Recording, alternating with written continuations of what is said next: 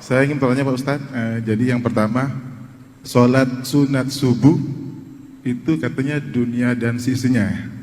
Terus kalau kita sholatnya di rumah, itu sama nggak? Itu yang pertama. Yang kedua, wudhu. Kalau berwudhu, kita sudah wudhu, terus menyentuh istri kita, apakah itu batal Pak Ustadz? Terima kasih. Wassalamualaikum warahmatullahi wabarakatuh.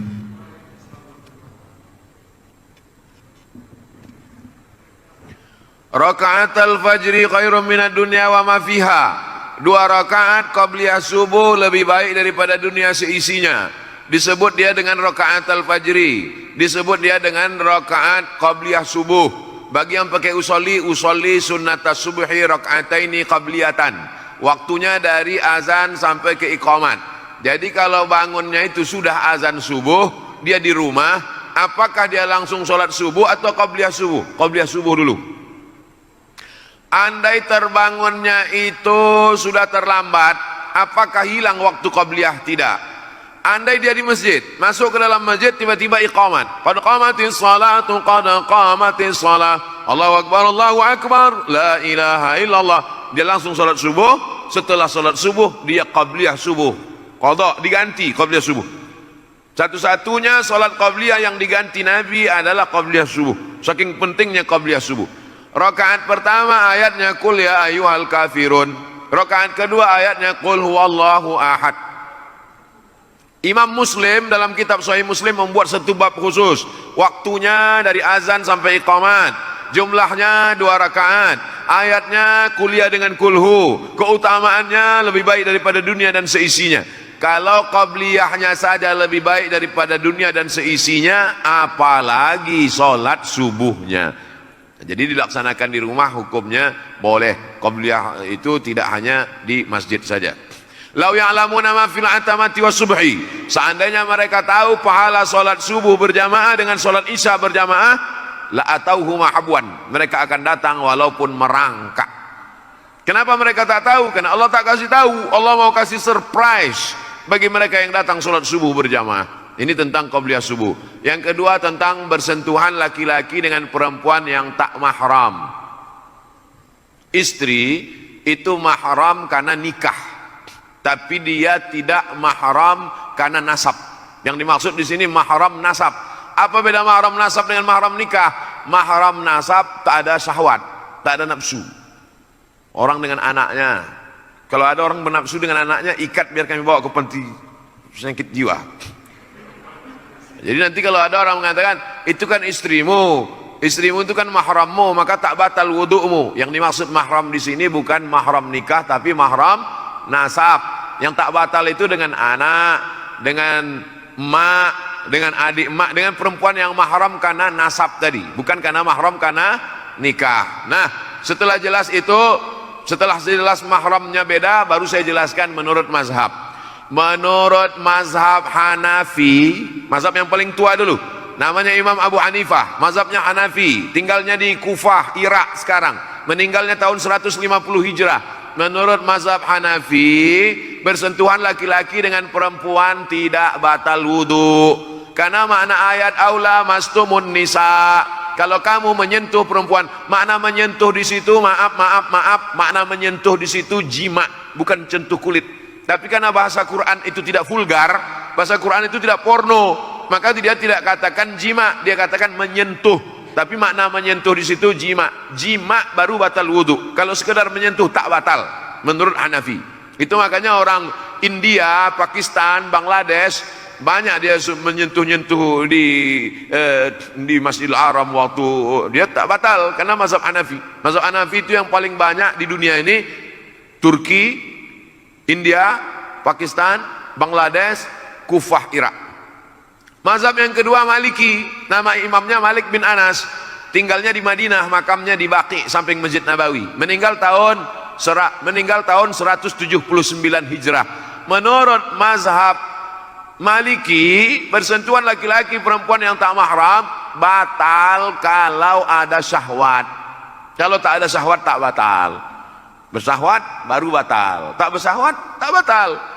Yang ketiga mazhab Syafi'i, nama imamnya Muhammad bin Idris, makamnya di Mesir, di Kairo, meninggal tahun 204 Hijrah. Menurut mazhab Syafi'i, asal bersentuh laki-laki perempuan mau bernafsu tak bernafsu batal. Bernafsu tak bernafsu batal wudu. Abdul Somad pilih pendapat mazhab Syafi'i. Kenapa pendapat itu yang Ustaz pilih? Karena saya dari kecil belajar mazhab Syafi'i, di sekolah belajar mazhab Syafi'i, di Mesir belajar mazhab Syafi'i, dan menurut saya pakai mazhab ini lebih selamat.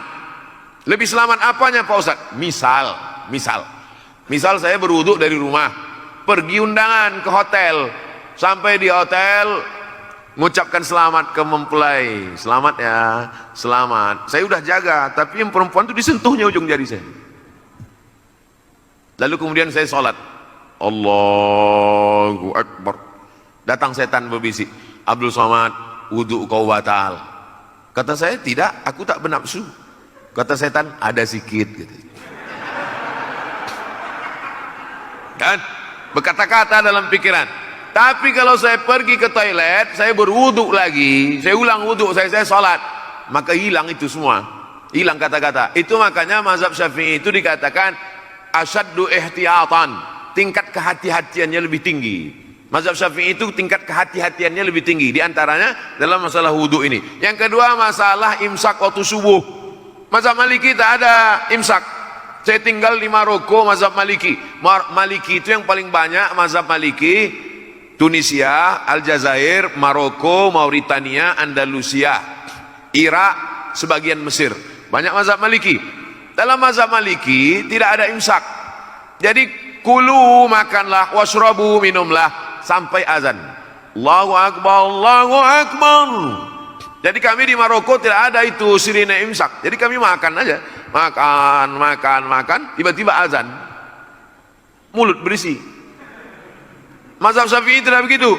50 ayat sebelum azan ada imsak. Jadi waktu itu belum ada jam, maka dipakai 50 ayat. Setelah dihitung-hitung 50 ayat itu diagak-agak lebih kurang 10 menit. Itulah maka ada imsak di tempat kita. Tiit, kalau hidup lampu. Tingkat kehati-hatiannya lebih tinggi. Setelah bersih mulut, gosok gigi, baru kemudian terdengar azan. Jadi lebih hati-hati sehingga tidak ada was-was. Demikian, Allahu a'lam. Baik, kami silakan Ibu.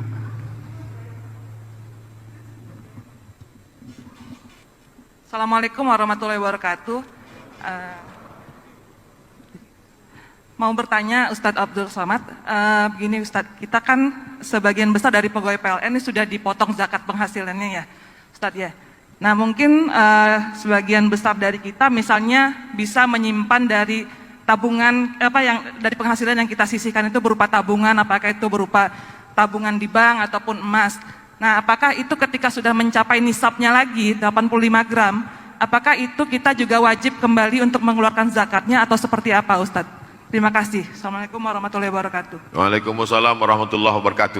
Sekarang kita cerita teknis, berarti tak masuk yang tadi itu. Kita hitung mudah dari Januari lah ya. Januari, kita hitung mudah dari Rabiul Awal, bulan Maulid. Rabiul Awal 1442, yaitu bertepatan nanti dengan November, sudah keluarkan zakatnya. Kebetulan ibu dapat 10 juta. Amin. Banyak yang tak setuju. 10 juta 250 ribu, 10 juta 250 ribu, 10 juta 250 ribu, 10 juta 250 ribu. Dari November, dari Rabiul Awal November. Maka Rabiul Awal garis miring November 2021, yang 120 juta kotor tadi tidak dikeluarkan lagi zakatnya karena sudah dikeluarkan duluan.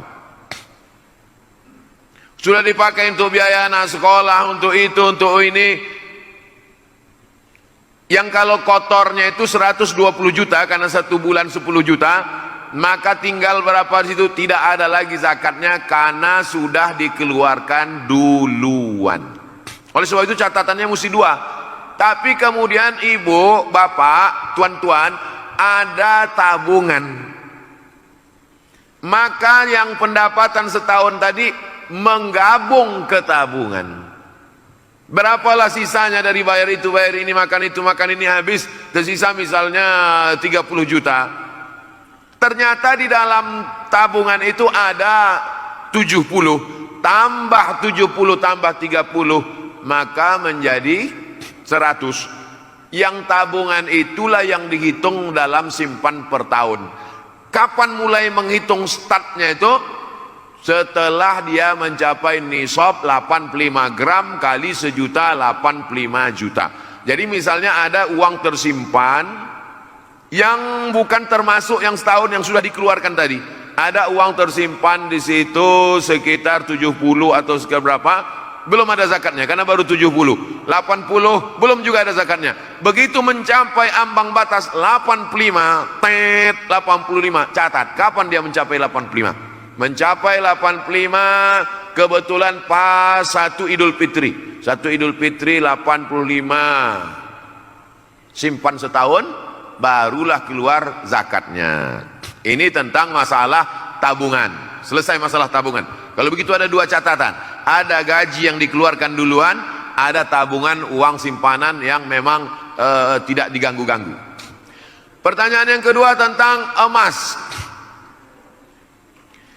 Bapak ibu yang menyimpan emas dalam bentuk batangan, emas antam atau mini gold atau dalam bentuk dinar yang bukan perhiasan, maka dikeluarkan zakatnya 2,5% setelah disimpan selama setahun. Dapat uang, beli antam 5 gram. Dapat duit, beli antam 10 gram. Dapat duit, beli mini gold. Dapat duit, beli. Tapi bukan perhiasan. Ketika dia mencapai 85 gram, catat. Sudah mencapai 85 gram tanggal sekian. Tanggal ini penting. Setelah setahun disimpan, keluarkan zakatnya 2,5%. Tahun berikutnya 2,5%. Tahun berikutnya 2,5%. Kalau menjadi 100 gram, keluarkan 2,5% dari 100 gram. Menjadi 300 gram, keluarkan 2,5% dari 300 gram. Ini emas batangan yang bukan emas perhiasan. Sekarang pembahasan emas perhiasan. Gelang, anting, subang, perhiasan. Emas perhiasan dua pendapat ulama. Pendapat pertama, emas perhiasan dikeluarkan zakatnya sekali seumur hidup. Pendapat Imam Ahmad bin Hanbal, mazhab Hambali. Maka balik dari sini, ambil gelang, subang, rantai, anting, gelang kaki, gelang leher, semua, gelang tangan, hitung sekali seumur hidup 2,5%. Ini zakat yang ini pendapat pertama. Pendapat yang kedua mengatakan perhiasan emas tidak ada zakatnya sampai nisabnya 200 keping. Kalau zakat normal tadi 20 keping, kalau zakat perhiasan 200 keping. 200 keping itu 850 gram. 850 gram itu sekilo kurang seon setengah. Jadi kalau ada anting-anting ibu beratnya sekilo kurang seon setengah, asal dipakai undangan merah muka menahankan sakitnya, itu baru dikenakan zakat. Saya ulang sekali lagi, zakat perhiasan emas dua cara, dua pendapat. Pendapat pertama dikeluarkan sekali seumur hidup. Pendapat yang kedua tidak ada zakatnya sampai 850 gram sekilo kurang seon setengah. Saya pakai pendapat yang pertama. Saya condong pada pendapat yang pertama, keluarkan zakatnya sekali seumur hidup. Tapi kalau banyak, keluarkan tiap tahun. Cobalah hitung di rumah sendiri. Kalau emasnya banyak, sekilo, 2 kilo, nah itu keluarkan setiap tahun. Tapi kalau emasnya sedikit, keluarkan sekali seumur hidup. Karena kalau ditunggu sekilo kurang seon setengah, tak akan seumur hidup tak bayar zakat. Wallahu a'lam. Jelas kan? Wallahu a'lam.